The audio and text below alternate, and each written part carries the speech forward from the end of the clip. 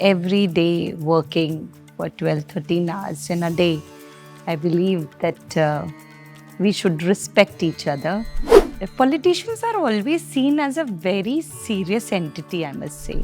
Given an opportunity to any women, if they are given the relevant place, I am sure they are going to make justice to the world.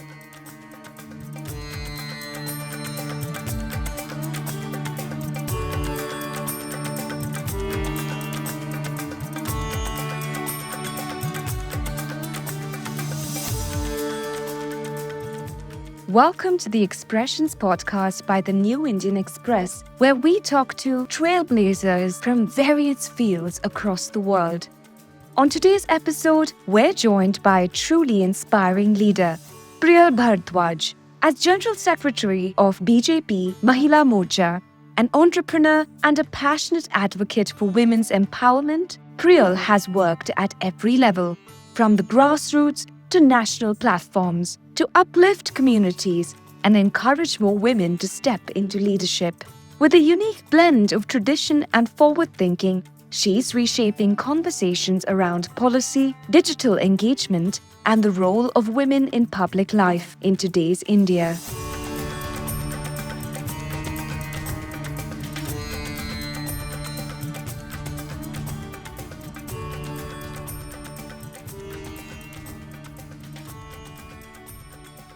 Hi, Priyal. Welcome to our Expressions podcast. Thank you, Neha, for having me here. I've been seeing your work. It's incredible that how much you've contributed so meaningfully and touched so many lives, especially women. So you wear many hats. You're an entrepreneur, women's health advocate, mentor. What early experiences or values helped you shape such a multifaceted journey? Well, I grew up in Bhopal and I come from a service class background where the education and the value systems were very high. And the education was always being seen as, especially those days when we have heard the stories where how the girl child was being treated in the earlier days and how I was being raised up. So that has always kept me grounded, and the values which I have incorporated from my parents' side, I say that has helped me shaping in, and still the journey is going on. So I think that plays a major role for any child. So that's how I see. So while we were chatting earlier, you mentioned that you've resided in various cities in India, in Bangalore, in Hyderabad, and so what have your experiences been like, and what has that journey been like? I was very curious to know that how your journey began and how it came to what it is just now. I grew up in Bhopal for a while till my engineering, and then from there onwards, my journey began with the fashion industry because there where my passion was lying. And It's a very rare combination to be a politician and a fashion designer at the same time. yes, it is, no doubt about it. But, as I said, what is being taught at your parents' place, it is still there in me. And that's how it has shaped the journey. So immediately after my engineering also, because my father was very particular about the education line, and he always talked about that, the technical degree matters a lot. That's how, that's what his upbringing was and what he has given it to me. So then I decided, okay, fine, I should pursue the technical course because it helps you to have a different mindset, and which I can see when I'm pursuing my fashion and politics, and when I relate it back to the tech field, I'm still able to interrelate all the fields because be it be today's generation, how generation is, and how the technologies and the AI is upcoming, and AI is going to take up. So I feel it helps me a lot in the interrelatability, I must say, where my brain is ready to understand, absorb, and to work towards it. So it helps me to understand it much better. So initially, I was there in Bhopal for a while till my engineering. Then I moved to NIFT Hyderabad. I was there for 2 years for my management course. And in between, we have an internship and a graduation project. I was in Chandigarh for 8 months. Then I was in Bangalore for good 9 years. And now in Delhi, it's been 8 years. So because of the education and because of the work, the journey has shaped up. And it has helped me a lot to understand the languages, to understand the customs, to understand the how north and how south was always culturally it was being stated. But I feel because I have lived in South India for a while, I feel much more associated still with South. So those were my early days. So I still reconnect with Bangalore, Hyderabad, Chennai. I see it as second home still. Ji. So yeah. Lovely. So balancing a packed schedule with personal time is not easy. How do you do that? Unwinding myself, I look forward to have a cup of tea for sure, and to read a newspaper, to read a good article, I must say. And these days, you happen to watch a lot of reels and those content where you can relate to yourself. The feed shows me those reels basically. So that is my unwinding time, which is my me time. That I for sure I do it. I really look forward to unwind myself with my daughter because the kind of insight she gets from her school to her teenager, group circle. So I feel that, okay, time has much more forwarded, I must say. But yes, still I can correlate myself as a young Priyal. I can see in my daughter. And I enjoy her complete non-stop talks and the chatterbox is on. So that's how I unwind myself, I must say. So what side of your work she likes? What as a politician or as a fashion designer or? So every girl child, I've seen this common aspect that we all are born designers. Yeah. We all are born designers. I can see that creativity, be it be cooking, right from cooking to how to lay a table, how to, do your place, how your workplace looks like, how your room looks like. So you can relate it with all the girls. So that one part of being as a fashion designer, she definitely relates to it. But yes, as she's a teenager, she looks up to me and she sees me mostly in saris. So she'll ask me, Mama, why don't you wear this, a jean and a t-shirt or a shirt, which I do wear. So of late, she has understood that my comfort zone is in wearing saris, and she knows that, okay, she is here to revive the textile also. She's helping out the artisans, she's helping out in the restoration of the fabrics. So that's how she is now. Much more she is understanding about it, that okay, fashion is just not about dressing up a dress. It is much more to it. It is a way of life, how you see to it. But I would say that there are two parts of her, which as a mother and a daughter conversation, it is completely different. Where she fights also with me many a times that you don't have time and you're not spending time with me. Mama, can we go out for a lunch? Or can we go out for a shopping? Which rarely happens as per the schedule and uh, the task and the responsibility and challenges are there. So that is one part of it. But when I end up going to her school, the kind of talks comes out from the teachers, they would be uh, telling me that Avika, she keeps on talking about you on a very high note, that Mama is doing the social work. Now the Sangani Saili is going to complete 5 years. How she's, taking her journey along with the artisans, and she's talking, she's there for the needy one. She's there, she's hearing out the unheard voices. So that's what I got the comment from the teacher. So I said, okay, fine, she's going in the right way. So you also spoken about the importance of legacy. On a personal note, what would you like young women to remember you for 20 years from now? Times are going to change for sure. what we are seeing today is not going to be there tomorrow, and change is constant. But down the line, I would say that that belief, that faith, that trust should be seen. If let's say, as a karyakarta, uh, as a social worker, or as a designer, that Priyan was there for something much more meaningful, what she was doing, right, in the society. So there has to be a meaningful purpose in the life. That's how I see the life as. So the journey has been so far great. The journey did not start with an easy note, as whomsoever the journey could be. So the journey of many unheard stories, the back end struggle.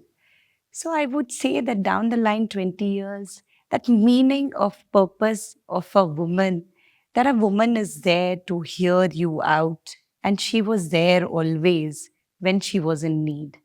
That's how I just see the pursuit of life. How Yes. wonderful. You work closely with women in self-help group across states. Can you share a moment or story from these interactions that truly moved you? Well, there are many such instances. So, uh, going back to the COVID in 2020, immediately after the COVID in 2020, we started with the menstrual hygiene awareness camp, and we started with the basic dignity and distribution of the pads, and then talking about their health, getting their tests done. Along with it, when we saw that these migrant laborers, when they were asked to, move out from Delhi then, so they were struggling for their one meal, for a month, one meal a day.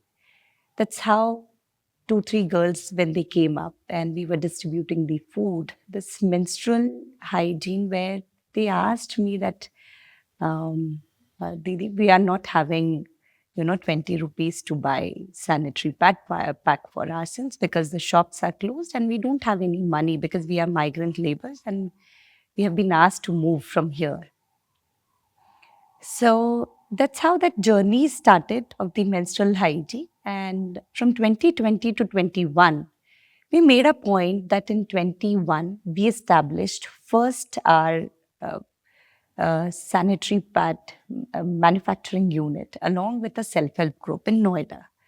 So where I found 10 ladies and they were interested, they were wanting to work because out of those 10 ladies, 3 ladies, they were not having any male member in their home to provide the bread even. So that's how we formed a group. That was the first group and my first experience with the SHG ladies.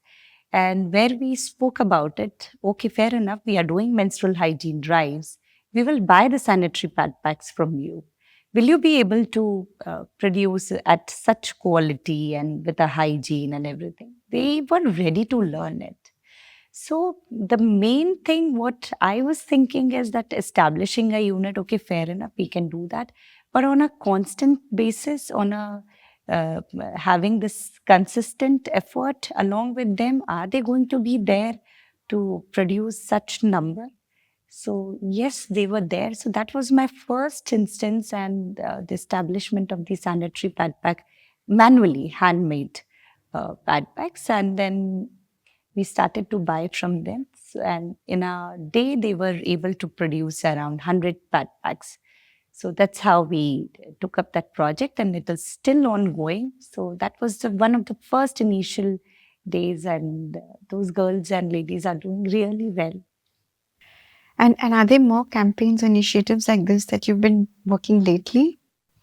So Sagri Saheli, as we have recently celebrated our 5 years, these 5 years of wonderful journey um, started with the menstrual hygiene and with the basic dignity, as we discussed last.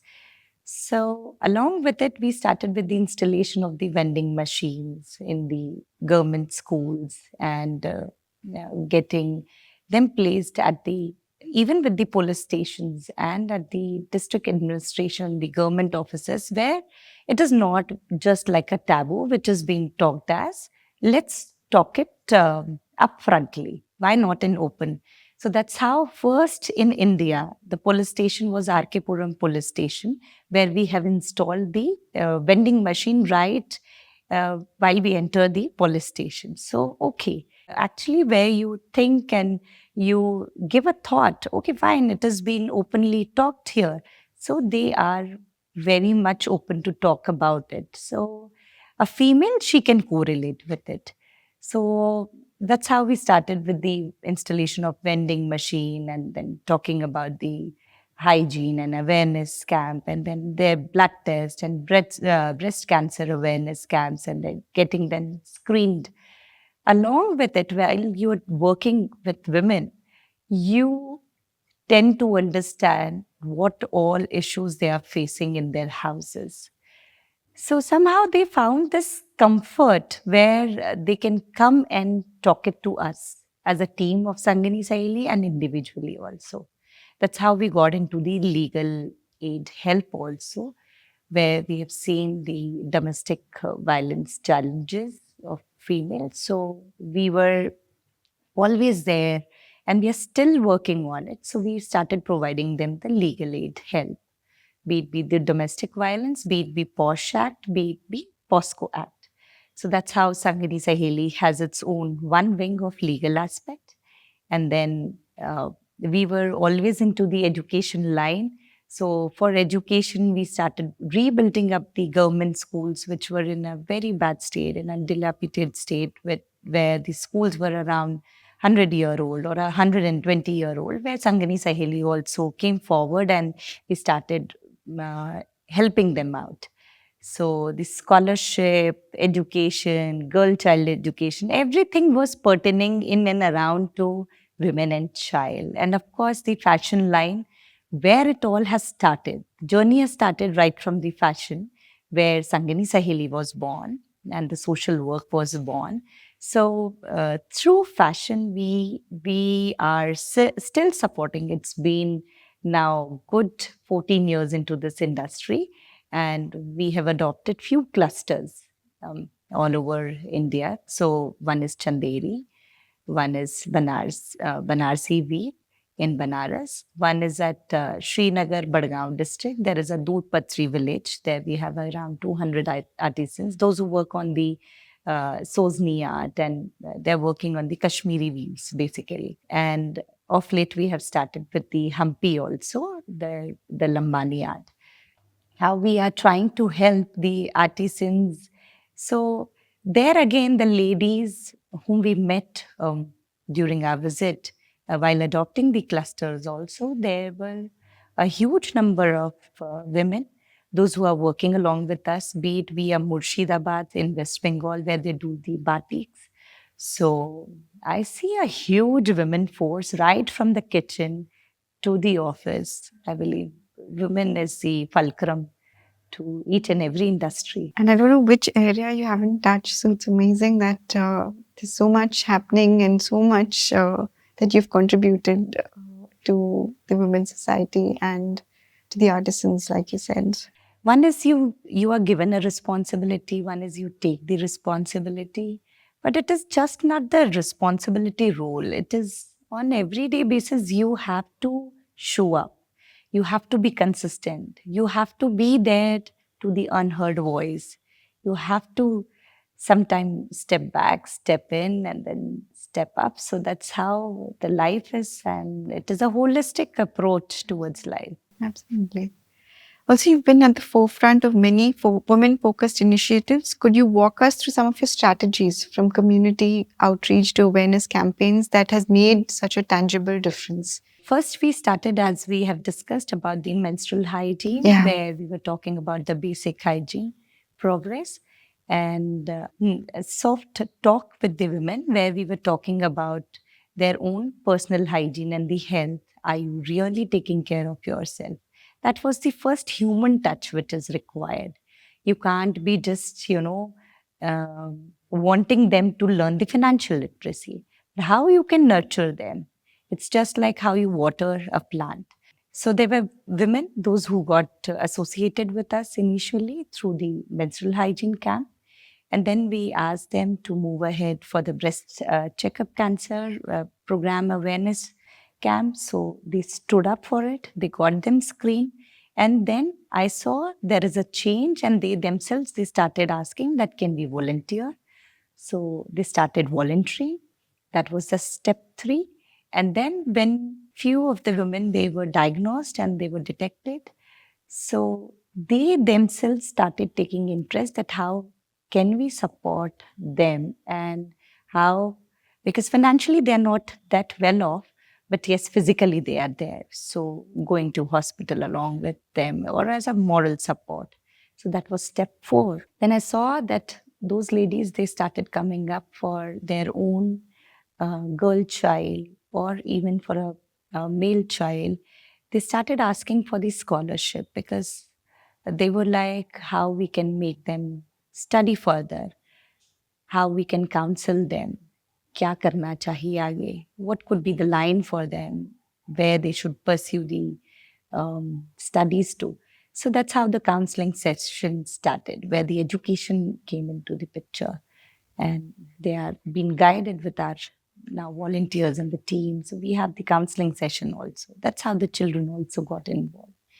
And then slowly, it takes around 6 months of time for a lady to understand that yes, she is ready to learn something new financially and how she can get financially independent. That's how the SHG role came into the picture, where along with the government, it's been almost now 3 years. I've been relentlessly working on this and building up small businesses.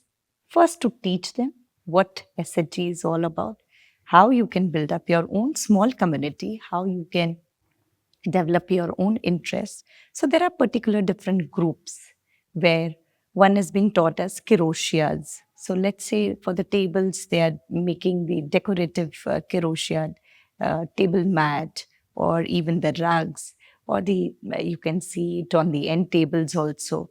So such decorative items, right from the keychain holder to small items, and now they have expanded and they have understood like this is the demand, and they've started approaching the export house also, which one of the SHG group has independently done. And I was looking at them and I'm like, okay, fine. They are growing. Yeah. They're walking in the right direction. Yeah. So there are different fields to it. SHG, different groups are there. Their interest areas are different. They're making up the, let's say, the climate sustainability, because when we talk to them, we are counseling them also. So when the climate sustainability comes into the picture, that is the most common aspect which worldwide anybody would correlate for sure. So keeping the climate in mind, they have got their interest into that. They want now, can we have, the machines in place where we can make the paper plates, how we can make the bamboo plates. So that's how the development I see, and their mind has got developed where they themselves are asking for the small plants. So far we have worked in Delhi. Yeah. We have 64 master trainers, those who go and train them all over the country. So primarily we started in Delhi, then in Mahendragarh, Bhiwani, Narnaul, and then to Alwar. So the project is ongoing. Yeah. These ladies now, they are traveling all over the country, and that's how they are also learning a lot. So that's learning a lot through, be it be confidence or be it be financial independence. I see them, they are rocking. It's Well, so you spoke about the breast cancer camp, which was at Dayal Singh College, and where you nearly reached out 200 women, if I'm Correct. not wrong, right? So how are you ensuring follow-up care and sustainability of the health initiatives? So, well, we are tied up with AIMS as well. Parallelly, as we have a lot of women associated with us, so we started with our own SHGs and we got them screened through. So, in case if there is a red flag, let's say out of 200, the first day we were able to do 38 screenings, in which the numbers were really rampant, and it was very shocking for me also that the kind of uh, female they are least bothered about it. Maybe it's not about the class. It is the privileged class also, and it is the below poverty line class also, where female they are not bothered about their own health. Till 40, I don't think nobody thinks and talks about the breast screening or the to have a discussion also. But out of 38, 19 were having the red flag, where the thermal screening was done. And then further, we have lined up their checkups at AIMS and then to the cancer hospital for their diagnosis and the treatment. But yes, it is very painful. So we are primarily into the diagnose, and where in case if you found someone, we guide them, we direct them, because it is really painful, Neha, to get associated and to see a healthy female. And yeah, women should be made priority, because if the women of the house is happy, then the house is happy. She should be healthy. She Yeah. should be happy. What kind of resistance have you faced while pushing for change, and how do you navigate pushback without losing momentum? So there were really such initial days when I look back, and life was filled with all sort of challenges. It all starts from home first. But if you are committed and if you are there for a reason, they will start supporting you. So that's how it is always, that it starts from home, I must say. And because everybody was like, okay, she's getting into the social work, she's getting into the politics, and she is nowhere at the home. She's missing out of the home and the family. Children were very young then. But then I was committed to myself. No, there is much more meaning to it. And these things will be taken care. I know my household support is a good support, and they're always there to support me. Why not to begin with it? Because when you come back home, when you want to unwind, you want to see your people in the house with happy faces. And, they should be trouble-free. They should be having a good life. That's all. Why is it having more women in politics not just symbolic but essential? Well, we are 50% of the population, and it is not symbolic. We are there. We were there, we are here, and we'll be there without us, because in India it has been said as it's a Matrubhumi, right? Bharat has been seen as Matrubhumi. So it's not a Pitrabhumi, it's a Matrubhumi. So women, it's playing a significant role, and I am really very proud of Bharatiya Janata Party, I must say, and under the leadership of our Honorable Prime Minister, that he has envisioned this, and he is actually giving and providing the platforms where women are not only just seen as a symbol, but they are the real-time fighters. You can see into any aspect of it.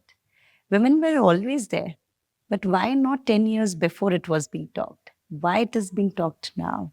So there is a significance, there is a work to it, and relentlessly he's been working towards it, where we can have a better, representation. Relevant women are there at the relevant places to give and to do the best. So 50% of the population, and with 33% reservation bill coming up, I see there is going to be a massive change in the upcoming society. And I feel women are very sincere. They are very, very sincere, very hardworking. The way they take up their roles, I think there is more to More it. power to women. Yes, more to it.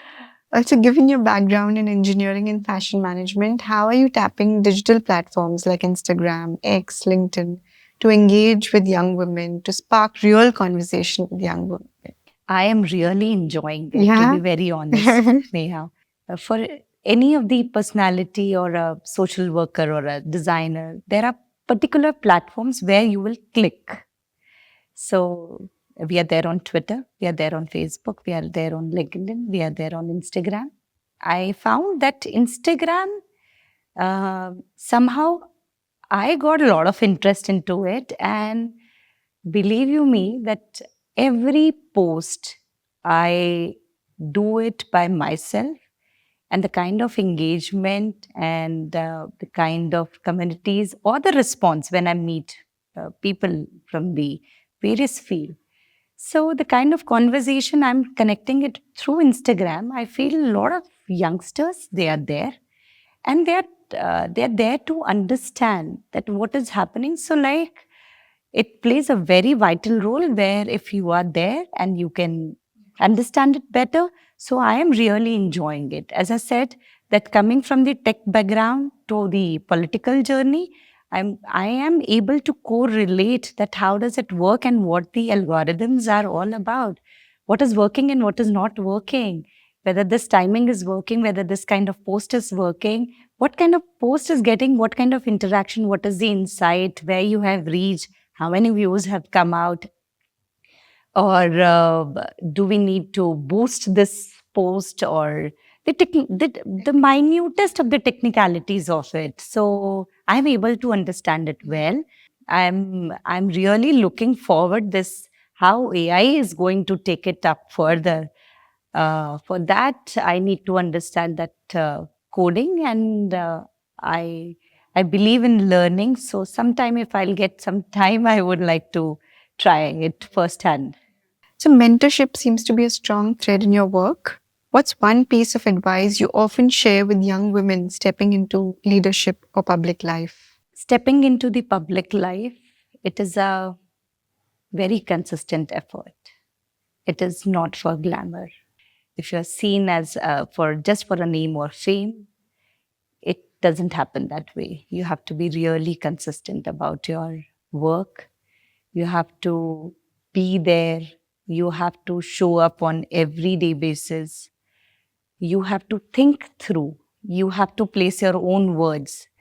And consistently, the kind of willpower you are going to have is going to make your own journey. The kind of strength you have in your legs to walk. So just buckle up your shoes and you have to start with your own journey. It is you who is going to stop you. There should be a purpose. You have to be consistent and everything will fall in place. Absolutely, I agree with you. Trust yourself. Yeah. Believe in yourself. So, you blend tradition with modern tools so effortlessly, whether it's grassroots work or digital outreach. So, what helps you stay rooted and yet future focused? Our work is such. Coming up with this in 2023, party has given me the role of General Secretary for Women Wing. So since the time when I joined into the political avenue, this arena of political journey, it starts from the grassroots only. And you have to work in the slums. You have to understand the demography. You have to understand the issues. Because from past 27 years, we were not having the government in Delhi. So the nitty-gritties of their human behavior, what is happening and what went wrong and what should be done. So you have to be there on the field. And if you are there on the field, you will understand the basics of what is happening around. Be it be health, sanitation, roads, water, electricity, education, or a well-being or pollution. So I believe that it comes from there. That is the area where I'm enjoying the work, and right from the grassroots to the top leadership. Bhajpa gives a great platform where you can work across right from the grassroots till the top. If you understand the basics of grassroots, you'll be able to deliver it because it is a consistent effort. It is going to take some time, some steps. So it is the step one to reach anywhere. or if you have been provided any role, you'll have a better understanding that what are the real issues of it. So that is where it keeps you grounded, and you are one of them. You are a human being ultimately. So being a good human is very important, to be there, to understand. And how do you balance being a fashion entrepreneur through label PB and a political leader, especially during intense electoral periods? So during the electoral periods, I must say that time is too less for it. But if you have a great team, so it's been some time, the team is really good, and wherever the inputs used to come, I really used to look forward for it. I used to take out that half an hour, 1 hour of time where I can connect visually also with them if I'm not able to reach the office, because that's the creative zone where I rewire my mind or brain, or to make me cool also, I must say, that it gives me a different perspective. If a person is a creative person, their thought line, their thought process would be completely different. They will see the same situation in a different way. Nonetheless, the PB fashion has made me what I am. So I feel that electoral politics, because the time will be such that, sometime when you were doing a movie project, okay, fine, the time was consumed there. Then the election comes into the picture, then you are running there. And then there is a basic work which you are doing, the social work. So everything with time, I believe it balances out. It's a balance. And which role you enjoy the most? Social working or fashion designing? When you sit with your team, with your karigar, what is it that gives you most joy? I love my political roles. Yeah. I really look forward for that space, because that's where I feel that, that's the right place where the words are getting infused. And maybe those words can make certain difference along with the social work. Because ultimately, I'm a social worker who has come up this way, but where the real cause is, so social working and the political working. And of course, fashion keeps me aligned with, because it's a everyday dressing, how you think, what you wear, what you talk. I think right from the sunrise to the spotlight, it makes Yeah, a lot of difference. absolutely. Now, coming to the fun part, what do you have to say about the fashion quotient of politicians? Has any politician reached out to you for fashion or style inputs? Many. Yeah. Politicians are always seen as a very serious entity, I must say. And they are, of course, because people look up to you, and they relate. They can relate the issues, they can relate the sensibility.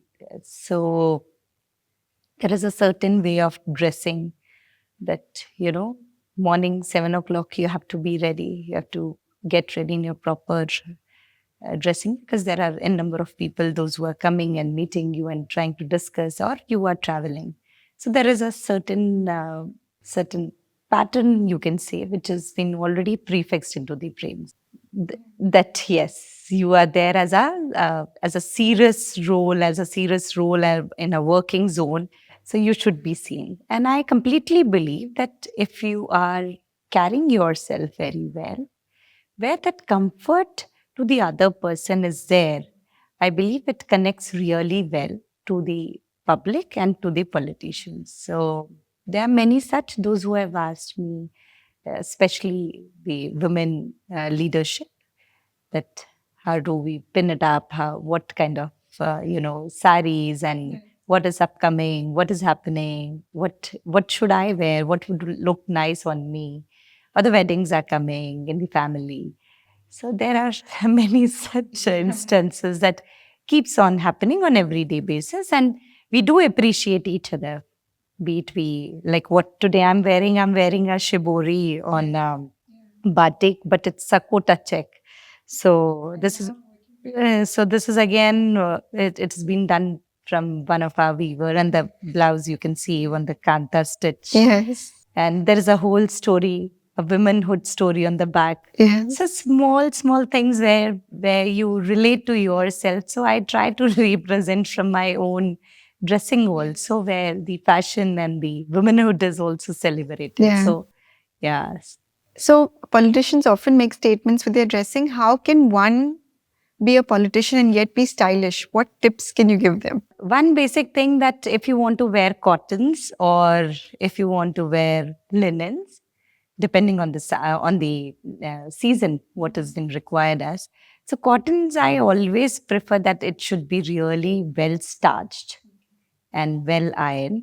So it gives a complete grace to the sari. More or less, a holistic approach should be this.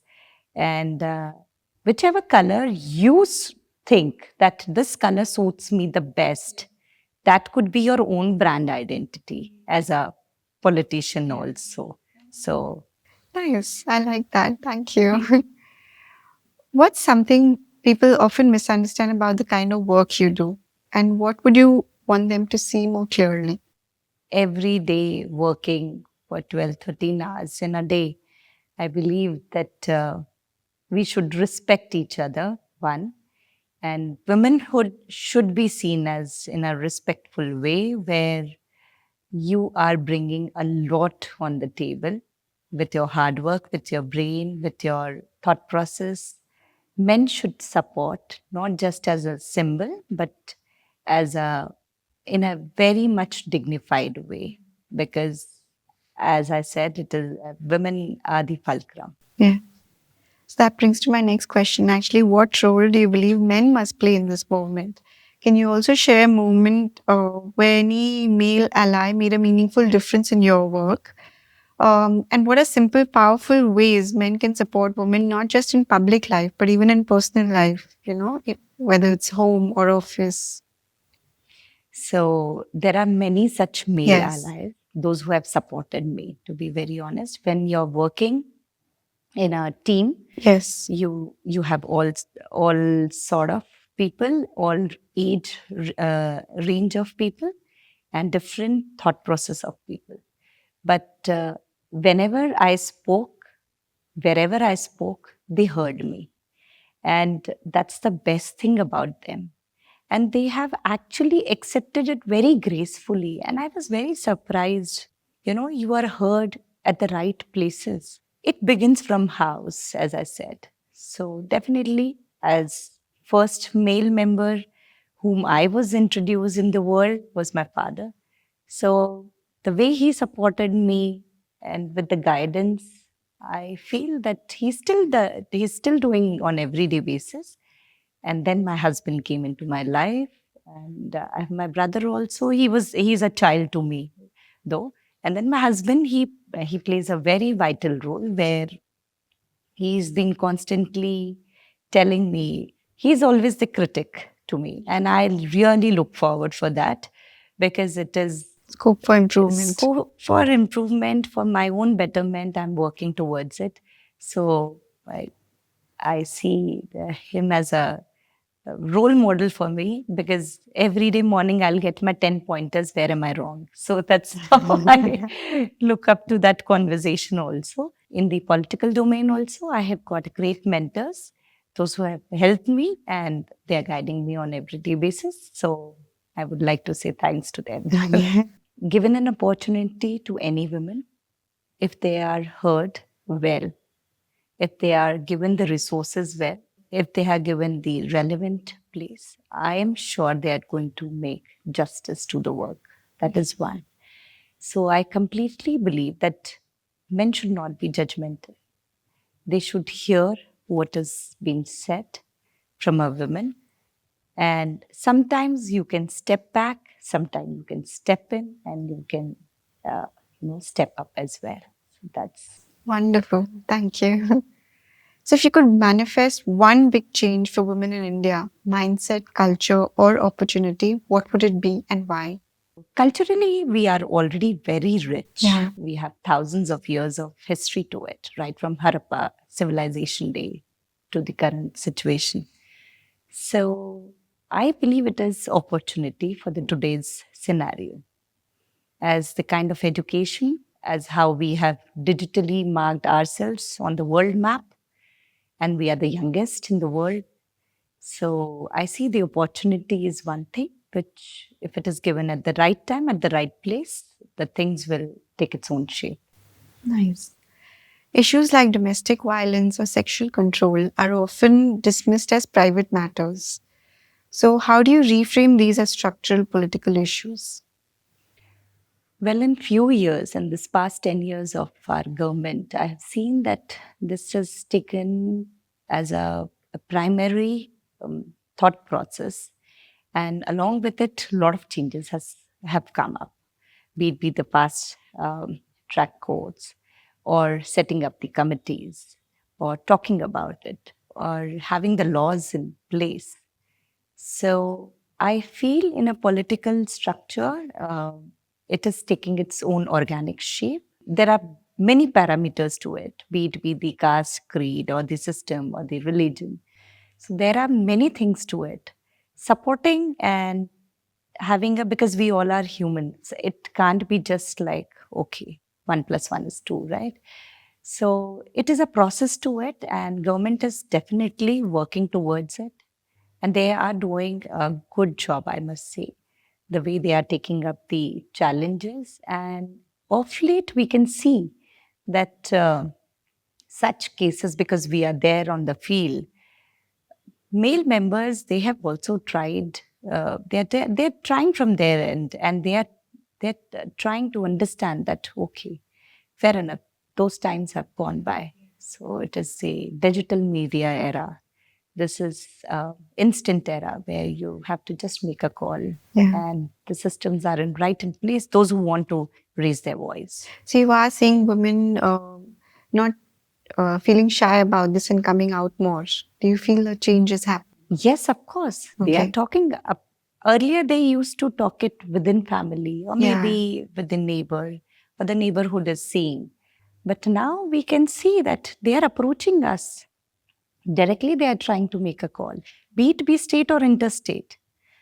Like recently, I got a call from Jammu, from Doda district. So there was certain issues. So I connected her with our women wing over there. So there are many such, they just want the relevant place and the relevant person where they can, go and ask for any sort of help. And if the people are ready to help them, why not? They have become very vocal. Women have become very vocal about it. So, you work closely with women's rights at a grassroots level. What legal or cultural shifts do you think are still urgently needed, especially around marriage, inheritance, and bodily autonomy? Well, we are seeing a major shift these days. When you talk to a 13-year-old child, or to a 15-year to 18-year, or a female who is 35-year-old.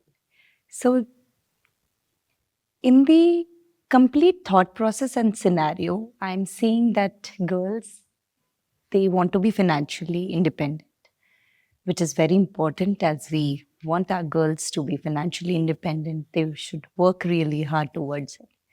But there is a correlation between the relationships and the way they are upcoming with their own work and thought process. I'm seeing there is a delay in marriage age.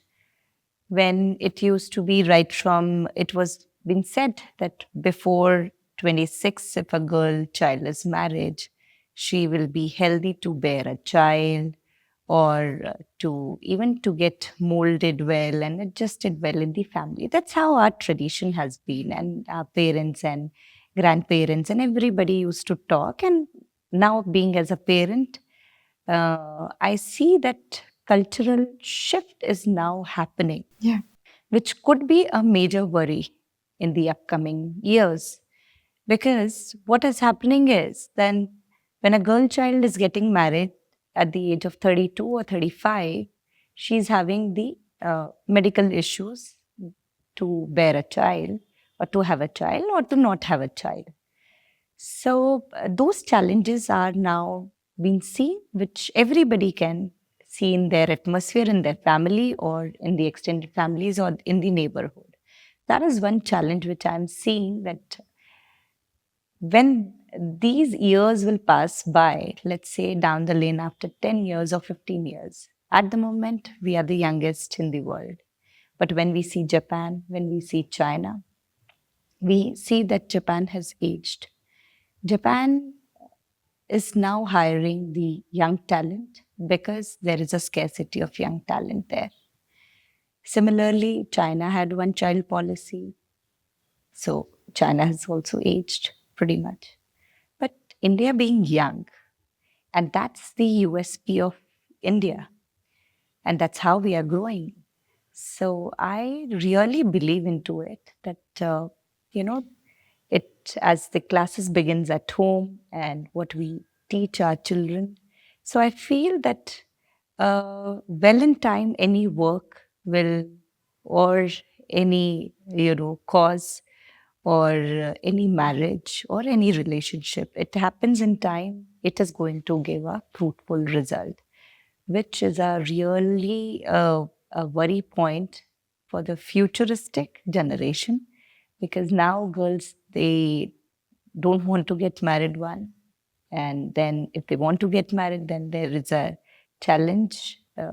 So we can see and we can feel all of it. So it is a really worry point and futuristic. We as parents and we as the role models, we should talk about it, because ultimately I see all the girl child as my uh, real connectors, and I feel good about it, that they all should have a very good life. So when we talk about very good life, it has the component of each and everything. That's how the beautiful houses. It can't be just with the sofas, right? It has to be with human touch. When you have children around you, where you have, that's how the Bharat Sanskriti has been. When you go back home, you see your parents are there. You see children are playing around. That's the happy house. So happiness is ultimately, the happiness quotient has to be very high, which you will find with your own self, with your own set of people. That's your own small world. Sure. But when you interact with these people, or with these women at grassroots levels, do you find them having knowledge about their rights toward when it comes to marriage, inheritance? Do you feel that there is lack over there, and you're working on that as well? So when we talk about the below poverty line or in the rural India, mindset has changed a bit. The change is there in the mindset, but still there is a lot gap. Yes, where we are working, and we are working towards it, because anything and everything will not happen overnight. It is going to take its own time. So I see there is a major shift in their thought process, where they want their girl child to be well educated, where they want their girl child to go and, in the rural India, it has been said as कि teaching की नौकरी बहुत अच्छी है, so क्यों नहीं पढ़ा सकती है. So शिक्षा जगत को बहुत अच्छे से देखा गया है. So that's how I see that relatability, there is a huge change in the thought process. But yes, 18 तक पढ़ाना चाह रहे हैं. Till 18 they want to make her learn. But beyond that, still in the below poverty line area or in the rural India, it has been said as कि ठीक है, शादी हो जाएगी तो वो भी अच्छा है. So I feel there has to be a balance to it, and government is consistently working towards it.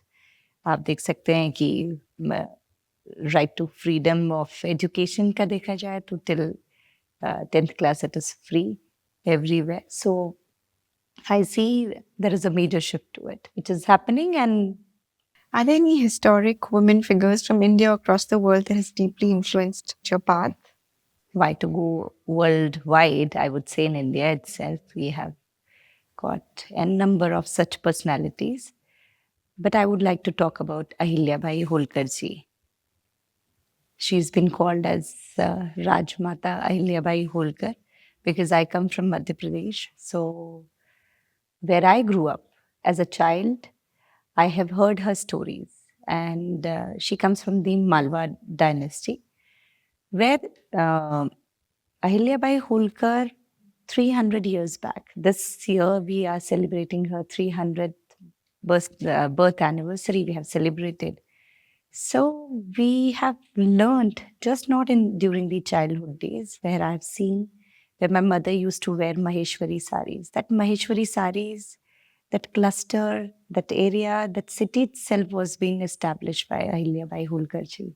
She was a treasurer to many, where she had that vision and she has incorporated so well that be it be wells, be it be roads, building up the temples, or providing the funds to various other needy ones or the dynasties. She was the one, and she herself, she got married and she came to the Holkar family, where the family has accepted her in such a way that she had to. She was a woman, but she had all the male, uh, you know, roles to play, and I think she has done better than any male member would have done. So, be it be right from Kashi Vishwanath ji to Kedarnath ji, she has done tremendous work. So, talking about 300 years of her birth anniversary, Maheshwari saris, I have a good collection of Maheshwari saris, and I'm sure that many of women, those who are familiar with it, Maheshwari saris are very well known. So, we are talking about the fashion era. Yeah. So, fashion days, and that's how a leader, where she thought about the livelihood for the artisans, for the weavers. So she has set it up right, a place for them. But still, the Maheshwari saris are being done and beautifully done. So, right from the fashion to constructing roads to providing the protection to the female, to the women child, constructing the temples, being as a treasurer, what not else, I think. Legacy, what she has given us. Ahilyabai Holkar ji is a name in our history. Absolutely. What lessons do you draw from women involved in civil rights or anti-war movements globally? When we go back to any war, right from latest, if we can talk about uh, World War One to Two, we have seen that women has played very important role, because if your stomachs are not full, how you are going to fight a war or fought against your enemy? So I feel it begins from kitchen. So women were always the not just important, they were the people, those who were handling the kitchens. And even farming and And things like farming that. also. And when the As male men has also. gone out for a war, she was handling uprightly. Be it be the farming, raising the children, or handling their own uh, affairs, whatever was there in their day-to-day lives, because the technology was not then there, right? Looking back, what is the accomplishment you're proudest of? Not necessarily because it was the biggest, but because it meant the most to you. I feel that in 2018, I started working on one particular school, which is Kishori Raman Balika Inter College. It is located at Mathura. It took 6 years to me, and that's a school which provided education in 1906 when they started this school, around almost 120 years old school, where nobody was talking about the girl child education. This Kishori Raman Balika Inter College started, and they formed their own community, and they started with the education for a girl child. It has completed its own 120 years. So it was in a very bad shape. The building, the construction was 100 years old, so it needed its own revamp. So that project, while I was working, I feel that's till now, it's the biggest work, or where I see myself, well satisfied and so much of gratification that I was part of it. That Because of the impact it had then. impact of this, the building coming up, if you have the right place where your girl child can sit, because in a school where the building was not in a proper shape, there were hardly 5 rooms, and the strength was 2,700 girls, those who were studying. Just imagine 5 rooms, how the school was running. It was 2 timer shift. So in a class, 125 girl children, they were sitting and they were having the class. Many of them were on leaves because there was no sitting place. So there was a lot of challenge to it. So I feel that school has changed me a lot. Though I don't have any association with that city, apart from Sri Krishna ji. But I strongly believe that God has called me there, and I was there and I was working on that school for a while. 6 years it took, and the building has come up in a beautiful shape. And the girls, they are progressing from there, from 2,750 to now they are 3,100 girls. So I feel that's a very big accomplishment, I must say, and I must thanks to all my seniors that they have given me that opportunity to go and work on it. Thank you for sharing this. So, Priyal, I was really impressed by the way you were speaking Kannada a few minutes back when we were chatting. Do you have a powerful message for the women here in Kannada? ಎಲ್ಲ ಮಹಿಳೆ ಹಿರೇಕೆ ನಮಸ್ಕಾರ. ನೀವು ಸಮಾಜದಲ್ಲಿ ಪರಸ್ಪರ ಬೆಂಬಲವಾಗಿ ನಿಲ್ಲಬೇಕು. ಧನ್ಯವಾದಗಳು. ನಮಸ್ಕಾರ. Thank you so much. This was wonderful. Thank you so much, Neha, having me over here, and I look forward to many. Thank you. That was Priyal Bharadwaj. It's conversations like these that remind us what impactful leadership could look like: grounded, driven, and deeply purposeful. If you enjoyed today's episode, please subscribe to the New Indian Express channel, share, and leave a comment. Stay tuned for new episodes that come out every Friday only on the New Indian Express channel.